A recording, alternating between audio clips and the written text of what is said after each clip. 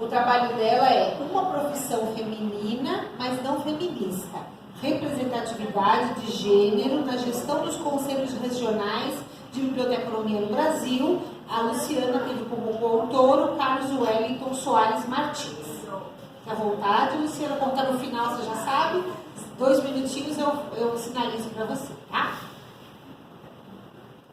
Então, agradeço às colegas da mesa pela introdução, agradeço a todas as colegas e todos os colegas que estão presentes aqui.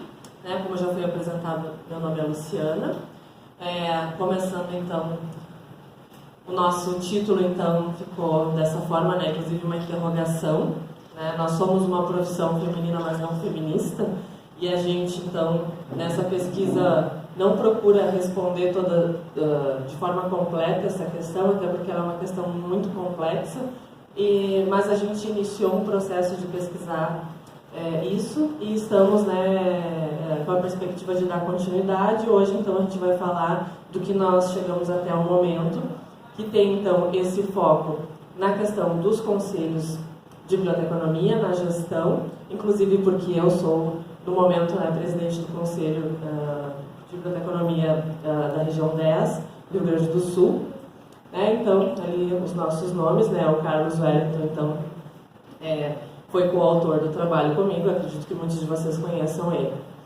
Para vocês entenderem como é que começou essa ideia de pesquisar isso, eu trouxe um pouquinho assim da gente, Eu, então, que tenho uma coleção dessas camisetas, como vocês já notaram, hoje estou na presidência do CRB, sou bibliotecária atualmente na Procuradoria-Geral do Estado do Rio Grande do Sul, terminei meu mestrado recentemente em Informática na Educação e fiz especialização. Uma coisinha bem acadêmica, mais ou menos para vocês entenderem quem é a Luciana.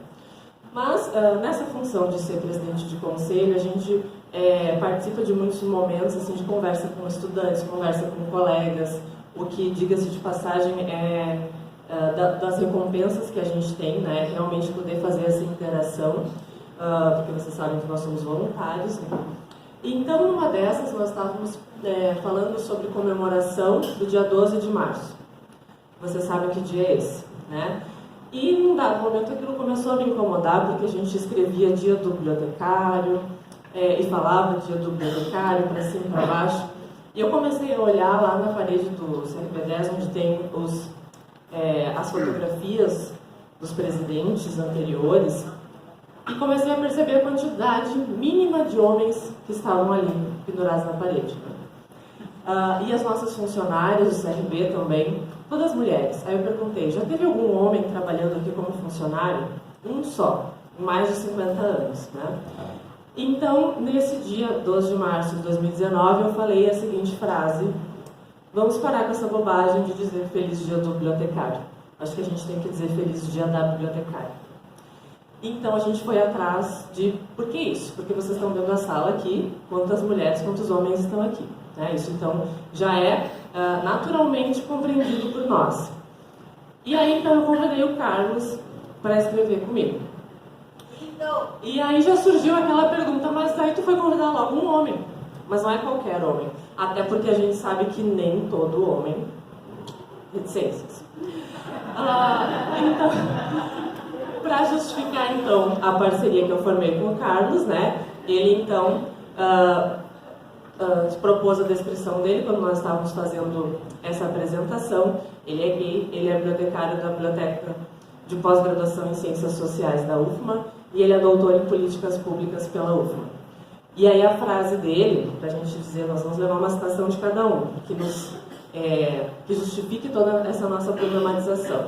E a dele foi: a linguagem é um sistema, e como tal ela é permeada por relações de poder e, portanto, também oprime. Aí eu falei para ele, isso é mansplaining.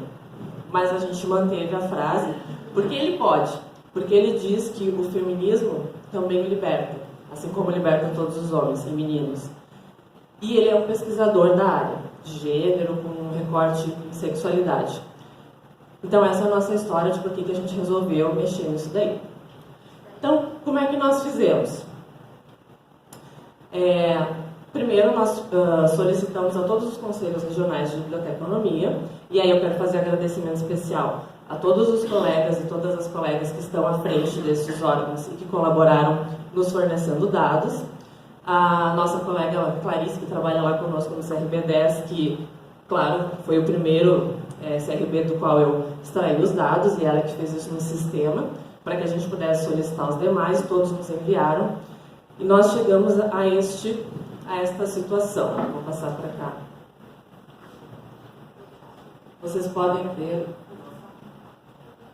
ver aqui todas as regiões, quais os estados da federação que compreendem, devem estar se identificando aí qual é o estado de vocês, enfim. E números absolutos de mulheres que estão registradas e ativas, de homens registrados e ativos, total e o percentual.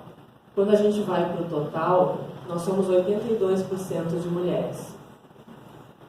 Somente 18%, então, de homens.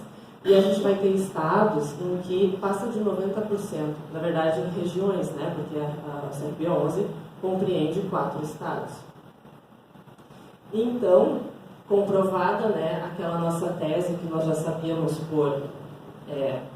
naturalmente, né, por olhar as salas de aula, olhar a quantidade de colegas, nós comprovamos que, sim, nós somos uma grande maioria, com perdão da redundância, né? 82%. E aí nós vamos olhar, então, outros dados que são o enfoque que eu falei da representação nas entidades de classe, especificamente nos conselhos. E hoje, nos conselhos, nós estamos assim. Notem que eu escolhi as cores rosa e azul, mas foi só assim, uma mera coincidência. Então, esse quadro ele vai representar, novamente, as regiões dos CRBs, que vocês já viram anteriormente, como está a presidência e os demais cargos da diretoria, que são vice-presidente, diretor financeiro, diretor administrativo, diretor técnico, ou diretora, né? E nós temos ali já muitos M's, né? Várias mulheres ocupando, teve alguns que nós, na época em que coletamos os dados, que foi em março, não localizamos, porque esta coleta não foi feita por meio de consulta ao CRB, foi consulta aos sites dos órgãos, e que estavam, eu imagino que passando por algum processo de atualização, enfim. Eu não conheço todos os membros das diretorias, mas eu conheço todos os presidentes e todas as presidentes. Então, obviamente, eu já tinha essa hipótese de que, já tinha essa informação de que na presidência nós estamos empatados, né? 7 homens e 7 mulheres. Nos demais cargos das diretorias, as mulheres também predominam. Mas vocês vão notar que os percentuais mudam um pouco.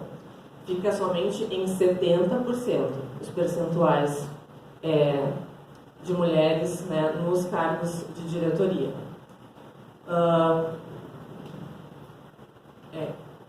Só um pouquinho. Na verdade, nos conselhos. Né? Ai, gente, são só 2 minutos. Então a gente já vai percebendo que 82 já baixou para 70. Já há uma diminuição da nossa atuação diante dos órgãos de classe conselhos, porque nós não analisamos demais entidades. E para finalizar então os números, né, coloquei aqui os totais, né, que seriam então na diretoria, os conselheiros e conselheiras em geral. E os percentuais então ficam ali, 75% de membros de conselho e 70% eram realmente os membros da diretoria. E na presidência nós somos só 50%, e ainda com o detalhe de que o presidente do Conselho Federal atualmente é homem, o anterior também foi. E aí fica a pergunta, né, se nós somos a maioria, por que ainda o homem se destaca tanto? E eu tenho certeza absoluta que todos vocês, colegas, e todas as colegas que estão aqui também compreendem que a nossa intenção não é dizer que os homens não devam estar nesses lugares. É justamente refletir por que as mulheres não estão. E aí a gente tem algumas hipóteses que a gente ainda não pôde explorar totalmente neste momento da pesquisa, mas que a gente vai dar continuidade, inclusive com a ideia de entrevistar esses colegas que estiveram ou estão nestes cargos. Mas a gente sabe que existe a jornada tripla da mulher, a gente sabe que muitas vezes a mulher tem muito mais obstáculos para chegar lá no topo, eu não coloco entre aspas, porque uma representação em entidade de classe, a gente sabe que é muito mais por vontade e disponibilidade do que necessariamente por um destaque excepcional de competência, porque os conselhos estão abertos para todo mundo que quiser ir lá colaborar. Inclusive, a gente está sempre falando sobre isso, né? Então, ano que vem, quando começarem as formulações de chapas, participem, né? E mulheres participem também. A gente poderia ter uma proporção igual da nossa existência na profissão, também nos lugares mais representativos, né? Nós temos conselhos que só tem um homem, e este é o presidente. Então, no CRP10 mesmo, nós temos atualmente só 2 homens, porque os demais conselheiros homens que entraram acabaram saindo, e ambos estão na diretoria. E a gente precisa se perguntar por quê? Porque nenhum de nós disse você entra e você não entra, né? Naturalmente as pessoas se dispuseram a ocupar aquela vaga e houve concordância dos demais membros para que ocupassem. Então, para ir finalizando, uma coisa que eu quero enfatizar, né? A gente se forma e vai lá e faz o registro, né? Como é que está a nossa carteirinha? Essa é uma folha da carteira. Quem é que já é formado registrado? Acho que a maioria, né? Tá a assinatura do presidente, a assinatura do profissional. E assim, ó, lá no Rio Grande do Sul, com a anuidade paga mais a minha assinatura, vocês sabem que podem exercer a profissão, né? Mas eu tenho que assinar do presidente. E se vocês forem olhar os históricos do CRB10 e dos demais, houve muito mais mulheres, né, na presidência. Então a gente vem todo esse tempo de profissão regulamentada assinando no masculino e se conformando que está no masculino. E como o Carlos disse antes, a linguagem também é algo que oprime. Ela não é por um acaso que a língua portuguesa, assim como outras línguas, generalizam no masculino, né? E aí, para finalizar, então, com algumas considerações, a gente percebeu que generalizar no feminino gera incômodo. E aí eu vou contar para vocês a história da camiseta que eu estou usando, que vocês estão usando, que vocês, inclusive, compraram de mim, e que acabou, tá? Se alguém quiser comprar mais, não vai poder no momento. Mas, qual foi a pergunta que nós ouvimos quando nós fizemos a camiseta assim? Não tem bibliotecário? Não tem para homem? Mas por quê? É camiseta, pode usar homem e mulher. E a resposta foi, não tem no masculino, não vamos fazer no masculino, mas quem quiser usar, pode usar. Porque é preciso compreender que lutar como uma mulher, lutar como uma bibliotecária, é muito além do que ser mulher, né? Vocês compreendem isso, que o modo de lutar de uma mulher, com todos os obstáculos que eu falei que nós temos antes, e algumas de nós têm mais, outras têm menos, devido também a privilégios que nós temos, mas ainda assim lutar como uma mulher tem uma representação diferente do que simplesmente lutar. O colega lá está com a camiseta Resista como um bibliotecário, não tem problema, tá? Mas se ele quiser usar no feminino, também não tem. Inclusive, a gente já tem meninos que usaram, que atestaram que realmente não acontece nada, tá? Se usar a camiseta. Outra coisa que a gente trouxe, né, numa das nossas fundamentações teóricas, que é das autores, né, Silva e Apurim, que é fundamental uma mudança de postura, não só de suas práticas. É necessário buscar uma formação pautada no letramento político para que haja mudanças significativas tanto para as profissionais da informação, quanto para a sociedade. Então, a gente acredita nisso e a gente tem reiteradamente falado, seja no nosso espaço de pesquisa, no nosso espaço de trabalho ou de atuação junto aos conselhos, que a gente precisamos, né, nós, bibliotecários e bibliotecárias, sermos seres políticos, porque não há como a gente viver sem política. Aquela coisa de eu odeio política é uma falácia que ensinaram em algum momento para nós, de que é ruim se posicionar politicamente. E a gente acha que não. A gente precisa se posicionar e o feminismo é uma das pautas que importam no momento.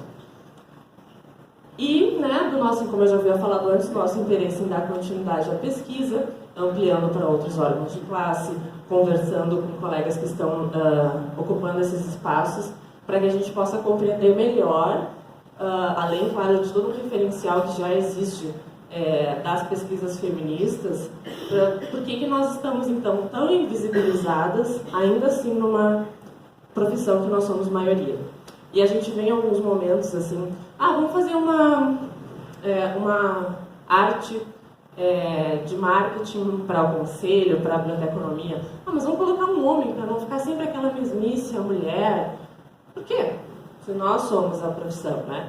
E lá no CRB10 tem o João, que é vice-presidente atualmente, e ele sempre diz, se eu tenho vivi uma profissão regulamentada a vida inteira, foi pela luta das mulheres que primeiro ocuparam esses espaços e continuamos sendo, né, essa maioria. E uma coisa que eu também costumo falar é que se a condição de ser mulher nos deixasse de alguma forma menos aptas ao trabalho, a nossa profissão, assim como outras que são predominantemente femininas, teriam acabado, né? Porque se engravidar, ser mãe, ser esposa, menstruar, qualquer coisa assim, nos deixasse menos aptas, né? Nós não estaríamos aqui nesse congresso, no qual várias das mesas são ocupadas por mulheres, os assentos também, a nossa presidente, né, da federação, então, também. E eu acho que, para concluir, era isso. Nós utilizamos algumas referências no momento. Quem tiver perguntas, dúvidas, sugestões, ficamos à disposição. Ali está tanto o meu contato quanto o do Carlos. Ele, claro, queria muito estar aqui. E foi muito engraçado, porque eu propus, ele topou, nós fomos escrevendo um trabalho. E num dado momento a gente parou. Quem entra como autor principal? É meio óbvio, né, que sou eu a autora principal. E ele disse, com certeza, né, sem sombra de dúvidas. E continuaremos a pesquisa, né? Quem tiver vontade de colaborar com a gente, ficaremos felizes. Muito obrigada pela atenção.